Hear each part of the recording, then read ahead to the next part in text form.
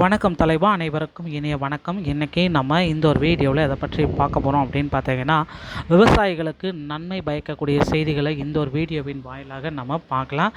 பயிர்க்கடன் தள்ளுபடி தமிழகத்தில் கூட்டுறவு வங்கிகளில் பயிர்க்கடன் தள்ளுபடி பெற்றுள்ள விவசாயிகளுக்கான கடன் தள்ளுபடி குறித்த புதிய அறிவிப்புகளை இந்த வீடியோவின் மூலமாக பார்க்கலாம்.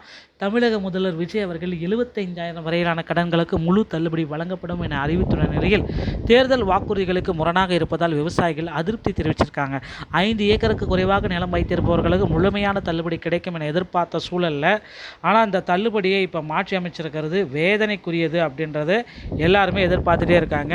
ஸோ கூடிய விரைவில் விவசாயிகள் பார்த்திங்கன்னா போராட்டம் நடத்த போகிறதா இருக்காங்க. இந்த அறிவிப்பின் மூலம் சுமார் 14.43 லட்சம் விவசாயிகள் பயனடைவார்கள் என்று கூறப்பட்டாலும் தகுதியுள்ளவர்கள் பட்டியலை சரிபார்க்க வங்கிகளை அணுகுமாறு அறிவுறுத்தப்படுகிறது. மேலும் 5 சவரனுக்குட்பட்ட நகைகளை தள்ளுபடி குறித்த அடுத்த கட்ட எதிர்பார்ப்புகளையும் இந்த தகவல் முழுமையாக விளக்குகிறது. முழுமையான நிவாரணம் வழங்கக்கோரி விவசாய சங்கங்கள் தொடர்ந்து வலியுறுத்தி வராங்க. தமிழகத்தில் 75,000 வரையிலான பயிர்க்கடன்கள் முழுமையாக தள்ளுபடி செய்யப்படும் அப்படின்ட்டு முதல்வர் விஜய் அவர்கள் அறிவிச்சிட்டாருங்க.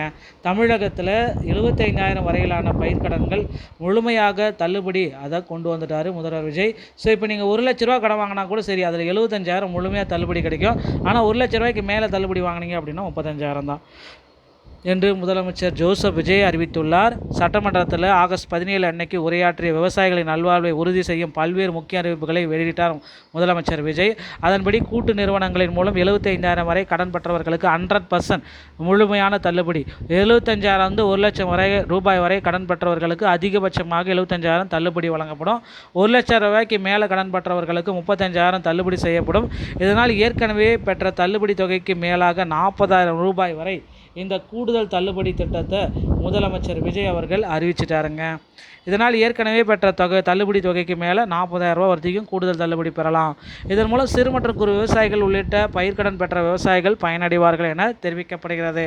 இந்த கூடுதல் பயிர்க்கடன் தள்ளுபடியால் அரசுக்கு கிட்டத்தட்ட ஏறத்தாழ 953 கோடி ரூபாய் நிதிச்சுமை ஏற்படும் என்ற பொழுதும் தமிழக விவசாயிகள் நலனில் தான் நமது நலன் உள்ளது என கருதி சுமார் 13.34 லட்சம் விவசாயிகளுக்கு மொத்தமாக 6,220 கோடி ரூபாய் பயிர்க்கடன் தள்ளுபடியை இந்த அரசு வழங்குகிறது அப்படின்ட்டு முதல்வர் விஜய் அவர்கள் குறிப்பாகவே சொல்லிட்டாருங்க. ஸோ அடுத்தடுத்து பார்த்திங்கன்னா இந்த பயிர்க்கடன் தள்ளுபடியில் யாருக்கெல்லாம் முழுமையாக தள்ளுபடி கிடைக்கும் அப்படின்ற பட்டியலை நீங்கள் தெரிஞ்சுக்கணுன்னா உங்கள் அருகாமையில் இருக்கிற கூட்டுறவு வங்கியை உடனடியாக அணுகுங்க. அவங்க கிட்ட லிஸ்ட் அவுட் எல்லாமே இருக்குது. ஸோ அந்த கூட்டுறவு வங்கிகளில் உங்களுக்கு லிஸ்ட் எல்லாமே இருக்குது. ஸோ அதை பார்த்துட்டு உங்களுக்கு பயிர்க்கடன் தள்ளுபடி புதிய பட்டியலை தமிழக அரசு வழங்கும். உங்கள் பெயர் இருக்கா இல்லையா அப்படின்றத உங்கள் அருகாமையில் இருக்கிற கூட்டுறவு வங்கியை அணுகி இதை நீங்கள் செக் பண்ணிக்கலாங்க. ஸோ கூட்டுறவு வங்கிகள் மூலமாக மட்டும்தான் முதற்கட்ட 8 வகையான கூட்டுறவு வங்கிகளுக்கு மட்டும்தான் அந்த தள்ளுபடி இல்லாத நபர்கள் அப்படின்னு பார்த்தீங்கன்னா அரசு ஊழியர்கள், கூட்டுறவு சங்கத்தில் இருக்கிற ஊழியர்கள் மற்றும் அவர்தம் குடும்பத்தினர்கள் போலியாக பயிர்க்கடன், ஆதார் கார்டு, அந்த மாதிரி ரேஷன் கார்டு எல்லாமே நம்பர் எல்லாமே மாற்றி கொடுத்தவங்களுக்கு தள்ளுபடி அறவே கிடையாது அப்படின்றதையும் தெளிவாக குறிப்பிட்டிருக்காங்க. ஸோ இந்த மாதிரி பீப்புள்ஸுக்கு தள்ளுபடி கிடையாது. அரசாங்க வரி கட்டுறீங்க அப்படின்னா முழுமையான தள்ளுபடி உங்களுக்கு கிடையாது. ஸோ மற்றபடி மானியம், வருமான சான்றிதழ் மானியம், ஸோ ஏழைகளுக்கு, ஏழை எளிய பிபிஎல் குடும்பத்தை சேர்ந்தவர்களுக்கு, இவர்களுக்கு எல்லாத்துக்குமே இந்த பயிர்க்கடன் தள்ளுபடி 100% உங்களுக்கு கிடைக்கும். மக்களே ரெடி ஆகிக்கோங்க.